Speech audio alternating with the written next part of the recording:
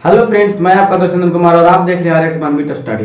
तो चलिए इस वीडियो को ज़्यादा देर ना करते हुए स्टार्ट करते हैं। तो अभी हम लोगों ने देखा कि उसमें 2 अंक रहेगा। अब हम लोग देखते हैं जब हम लोगों को 3 अंक दे दिया जाए तो उसका HCF कैसे निकालते हैं इस विधि से। तो क्वेश्चन में क्या लिखा हुआ है, दूसरा क्वेश्चन हमारा है 156, 221 और 364 का HCF निकालें। तो HCF किसे निकालना है, EDA यानी कि Euclid division algorithm, Euclid division algorithm के द्वारा।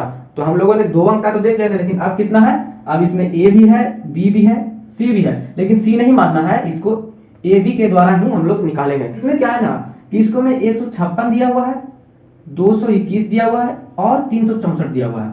सबसे पहले हम लोगों को 2 को लेकर चलना पड़ेगा। तो जैसे हम ले लेते हैं A इक्वल टू 221 और B इक्वल टू 156। हम लोगों ने सिर्फ 2 को लिया, एक ये लिया और एक ये लिया। पहले हम इसका और इसका HCF निकाल लेते हैं और उसका जो HCF निकलेगा उसके HCF से इसका और उसके HCF के साथ निकाल लेंगे तो वो हमारा फाइनल HCF हो जाएगा।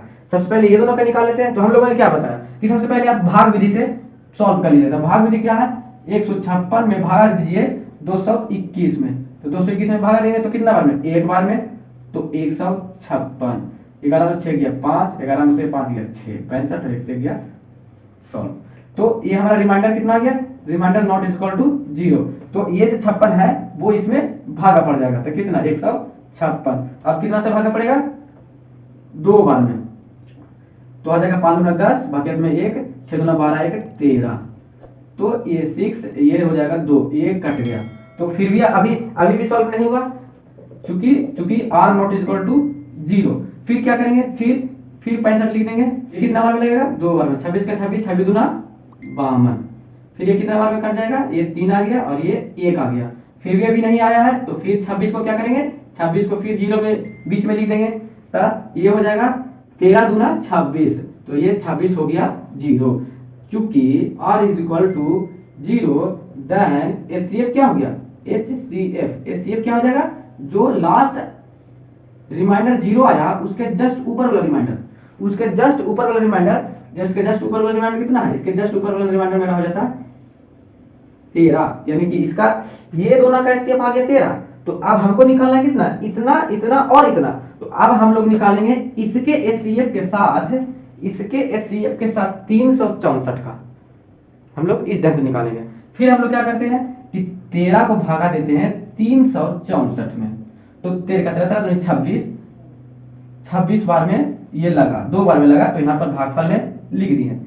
तो ये घटेगा 0, ये घटेगा 1, 4। फिर ये आ गया। तो 13 8 4 लोतल से इसको हम लोग कितना बार में लगाएं, 8 बार में। 8 बार में अगर हम लोग लगाएंगे तो 0 0 0, यानी कि यहाँ पर भी ये 0 आ गया। चूंकि r इज इक्वल टू 0, तो मैंने बताया था आपको कि HCF जो रहता है वो लास्ट रिमाइंडर और उसके जस्ट ऊपर वाला रिमाइंडर। तो जस्ट ऊपर वाला रिमाइंडर तो ये रहा, क्योंकि इसमें कोई भी चरण आगे नहीं बढ़ा, इसमें कोई भी चरण यानी स्टेप आगे नहीं बढ़ा। तो जस्ट इसका रिमाइंडर इसके रिमाइंडर से कंपेयर करेंगे तो कितना आ गया, इसका भी। इसीलिए HCF कितना आ गया, HCF जाकर के आ गया आपका 13 आ गया। तो हमारा आंसर, फाइनली आंसर क्या हो जाएगा, ये हो जाएगा आपका 13 हो जाएगा। तो इस तरह के क्वेश्चन को इस प्रकार से हम लोग डील करते हैं। अब हमको एग्जाम में लिखना है, तो एग्जाम में कैसे लिखेंगे, तो एग्जाम में ठीक उसी प्रकार सबसे पहले हम लोग इसका निकाल लेंगे। तो इसका निकालने के लिए यहाँ पर सॉल्यूशन दिया हुआ है, यहाँ पर आप फटाफट लिख सकते हैं। Step 1, step 2, step 3, step 4, step 5 करते हुए आपको लिखते चला जाना है। तो हम लोग क्या करेंगे, पहला लिख लेते हैं स्टेप फर्स्ट। स्टेप फर्स्ट में a equal to BQ plus R। तो उसमें a कितना है, a हो जाता है 221। कितना हो जाता है, 221 इक्वल टू कितना, 156 into 1 plus 65। r equal to r not equal to 0, r not equal to 0 तो कितना, स्टेप 2 अब जाएंगे। तो स्टेप 2 में क्या था, ये वाला रहता है जो बन जाता है क्या, a बन जाता है, और ये होता है, और ये बन जाता है b, ये बन जाता है b। तो इसमें क्या हो जाएगा, a equal to BQ plus r, और ये वाला बन जाता है b। तो इसमें क्या, 156 इक्वल टू जाकर 65 गुना, तो वहां पर कितना किए थे, 2 बार में। जब 65 से कितना बार में, 2 बार में, 2 प्लस कितना बच गया था आपका रिमाइंडर बच गया था 26। चूंकि r not is equal to 0 तो क्या करेंगे, एक स्टेप और आगे बढ़ेंगे तो स्टेप क्या हो जाएगा, स्टेप हो जाएगा 3। ये स्टेप सेकेंड था, ये स्टेप फर्स्ट था, स्टेप सेकेंड, स्टेप 3। तो स्टेप 3 में क्या होगा, ये जो रहेगा वो हमारा बन जाएगा क्या, a बन जाएगा, और ये वाला जो रिमाइंडर वो बन जाएगा b। तो a is equal to b q plus r। तो a यहाँ पर कितना है, यहाँ 65 है प्लस b कितना है 26 इंटू, तो 26 कितना बार में लगाते थे, इसमें कहां पर लिखा हुआ है, ये वाला सॉल्यूशन करना है, 26 गुना 2 प्लस 13। तो यहाँ भी चूंकि r not is equal to 0 तो हम लोग क्या करेंगे, स्टेप कितना करेंगे, स्टेप 4 करेंगे, स्टेप 4 करेंगे। तो इसमें क्या हो जाएगा, ये जो 26 है वो बन जाएगा a, और ये जो हमारा जो 13 है वो बन जाएगा b। तो a is equal to b q plus r, यानी कि 26 बराबर 13 गुना 2 प्लस 0, यानी कि finally r is equal to 0 आ गया। तो HCF क्या होगा, जस्ट इसके ऊपर वाला जो रिमाइंडर रहेगा वो हमारा HCF निकल जाएगा, इसलिए HCF क्या निकल जाएगा, HCF इज इक्वल टू हो जाता है 13। तो इसलिए 156 और 221 का HCF कितना निकल गया, HCF आपको जाकर निकल गया 13। तो आपको मैंने क्या बताया था कि इसका HCF और ये लास्ट जो आपको बच गया जाकर के कितना, आपको बच गया जाकर 364, उसका HCF फिर निकालना पड़ेगा हमको। तो उसका HCF सिंपली हम भाग ब्रिज भी निकाल लिए हैं, देखिए यहाँ पर निकाल चुके हैं हम लोग। तो क्या करेंगे कि चूंकि इतना का HCF तो इतना आ गया, अब यहाँ पर हम लोग डील कर देते हैं इसको, क्या करेंगे, अब इतना यानी कि 13 और 364 को डील करने पर, यानी कि सोल्व करने पर तो हम क्या कर सकते हैं, यहां पर स्टेप 4 आया था तो इसको आगे क्या बढ़ाएंगे, स्टेप 5 में।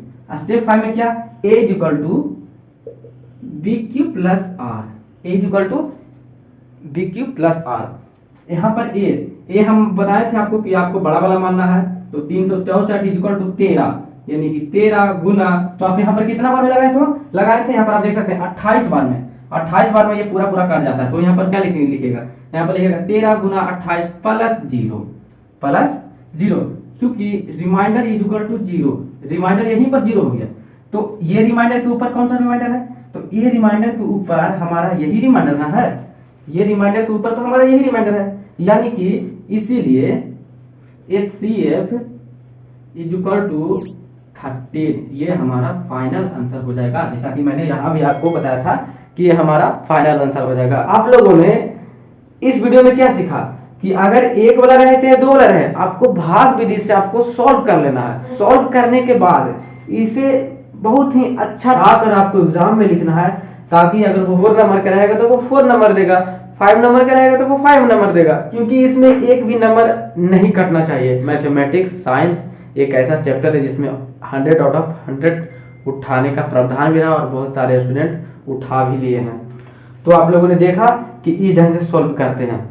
आइए दोस्तों, इसके आगे हम लोग देखते हैं। अगला क्वेश्चन है, साबित करें कि धनात्मक विषम पूर्णांक 6q plus 1, 6q plus 3, 6q plus 5 के रूप का होता है। ये क्वेश्चन रियल नंबर एक्सरसाइज 1.1 का क्वेश्चन नंबर है और जो कि बहुत ही यूनिक क्वेश्चन है। तो इसमें क्या प्रमाणित करने का रहा है कि धनात्मक विषम पूर्णांक के बारे में कह रहा है कि 6q plus 1, 6q plus 3, 6q plus 5 के रूप का होता है। तो इसे हम लोग बेसिक से देखते हैं। तो क्या है, लिख दिया हुआ है अकॉर्डिंग टू क्वेश्चन हम लोग करेंगे, क्योंकि हमें एग्जाम में भी लिखना रहता है, तो एग्जाम में सजाकर बढ़िया से ढंग से लिखना होगा। तो according to question a is equal to b q plus r होता है, हम लोग जानते हैं। a is equal to b q plus r हम लोग जानते हैं किसके द्वारा, EDA यानी यूक्लिड डिवीजन एल्गोरिथम के द्वारा a equal to b q plus r होता है। और क्वेश्चन में क्या दिया हुआ है, क्वेश्चन में 6q plus 1, 6q plus 3, 6q plus 5 ये दिया हुआ है। तो यहां से हम लोग क्या निकाल सकते हैं, इस सूत्र के हिसाब से b के जगह पर कितना है, 6 है, यानी कि b इज इक्वल टू हम लोग को हमेशा 6 मानना होगा। और r इज इक्वल टू क्या हुआ है, तो r इज इक्वल टू कह रहा है धनात्मक विषम पूर्णांक। धनात्मक विषम पूर्णांक कौन कौन होता है, 1, 2, फिर 3, 4, फिर 5 और 6। लेकिन इसमें हम लोगों को 6 के अंदर ही लेना होगा, क्योंकि अगर 6 से बाहर जाएगा तो वो तो 6 क्यों नहीं होगा, वो तो फिर 7 क्यों होगा। क्योंकि हम लोग जब यहाँ पर 7 को 27 से हम लोग डिवाइड करेंगे तो हम लोग कितना आएगा, 7 या 21। ये कितना बार में लग गया, ये लग गया 3 बार में, 7 या 21। यहाँ आ गया 6, 2 से 2 0 हो गया। अगर यहाँ पर ये 7 रहता, यानी कि 6 के जगह पर यहाँ 7 रहता, तो यहाँ पर कितना होता, 28 होता। तो ये 4 बार में हमारा पूरा ना काट जाता। इसी के लिए r इक्वल टू जो होता है वो हमेशा b से छोटा होता है, हमेशा b से छोटा होता है। r इक्वल टू होता है जो b से छोटा होता है, इसलिए हम लोगों को 6 से छोटा मानना है। तो कह क्या रहा है, धनात्मक विषम पूर्णांक के बारे में कह रहा है, इसलिए r इक्वल टू क्या होगा, r इक्वल टू होगा 1, 3 और 5।